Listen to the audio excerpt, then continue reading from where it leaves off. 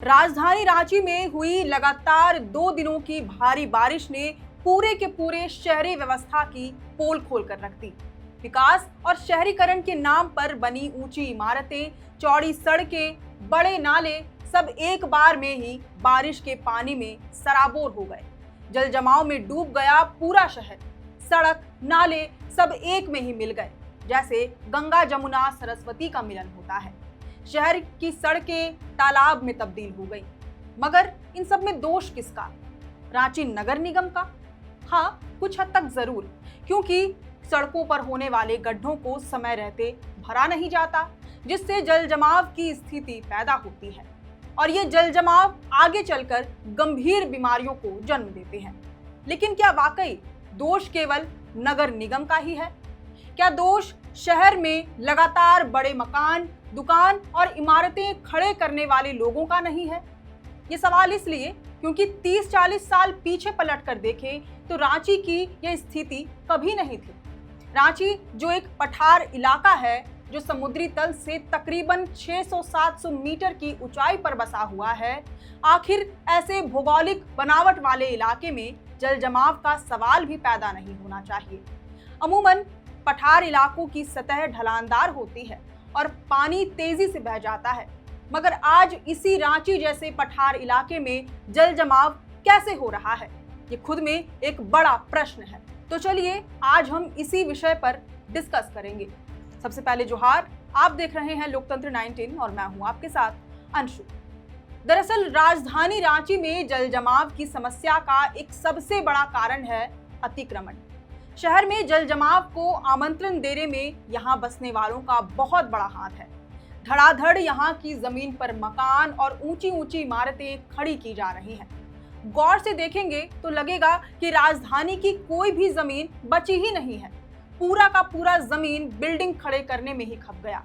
2 घरों या इमारतों के बीच भी गैप न के बराबर है। सड़कों, मकानों और व्यावसायिक इमारतों के निर्माण ने शहर की भौगोलिक बनावट को काफी हद तक बदल दिया है।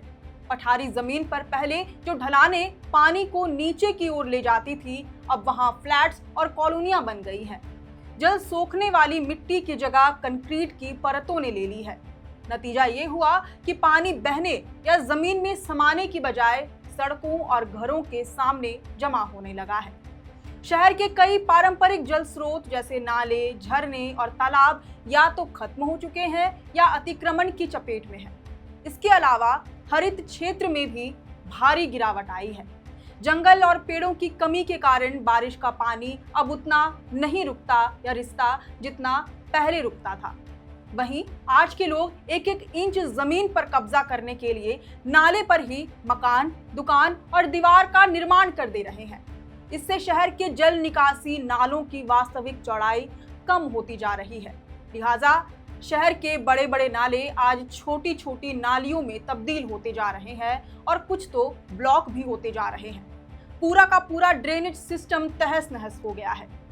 अगर गौर से देखा जाए तो इसमें भी दोष केवल शहरवासियों का नहीं, बल्कि मकान, दुकानों और इमारतों का नक्शा तैयार करने वाले इंजीनियरों का भी है। ये आर्किटेक्ट और इंजीनियर्स अपनी जेबें भरने के चक्कर में ऐसा नक्शा तैयार कर देते हैं जिससे बिल्डिंग्स ठोकने वाले की एक एक इंच जमीन इस्तेमाल हो जाए, भले ही बिल्डिंग का कचरा निकलने के लिए नाली की थोड़ी सी भी जगह न बचे। नतीजतन नालों की जमीन पर भी धड़ल्ले से अवैध निर्माण हो जाता है। फिर जब जोरदार बारिश होती है तो पानी नाले से निकलकर सड़कों पर ही फैल जाता है। यहाँ नगर निगम की गलती ये है कि उसके अधिकारी और इंजीनियर्स इन सब चीजों को इग्नोर कर देते हैं। बात जब नाले की हो ही रही है, तब बिना निकासी का बना नाला भी जल जमाव में महत्वपूर्ण भूमिका निभाता है। नगर निगम की इंजीनियरिंग सेल द्वारा ऐसे दर्जनों नालों का निर्माण किया गया है जिसमें कहीं से निकासी नहीं है। परिणाम स्वरूप बारिश का पानी नाले में तो जाता है, मगर आउटलेट ना होने से पानी वापस सड़क पर ही आ जाता है। पूरे शहर भर में कहीं भी नाले की चौड़ाई एक समान नहीं है। हर 2 कदम की दूरी पर नाले की मोटाई संकरी होती जाती है। ऐसे और भी कई कारण हैं जिस वजह से आज मिनी शिमला कहे जाने वाले पठारी इलाके रांची को अब जल जमाव का सामना करना पड़ रहा है।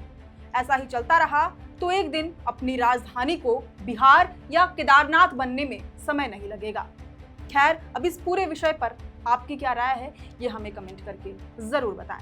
अगर आपको ये पूरी जानकारी पसंद आई हो तो इस वीडियो को जरूर से लाइक और शेयर करें। हमारे चैनल लोकतंत्र 19 को फेसबुक पर फॉलो और यूट्यूब पर सब्सक्राइब करना न भूलें। फिलहाल लेते हैं अलविदा। जोहार।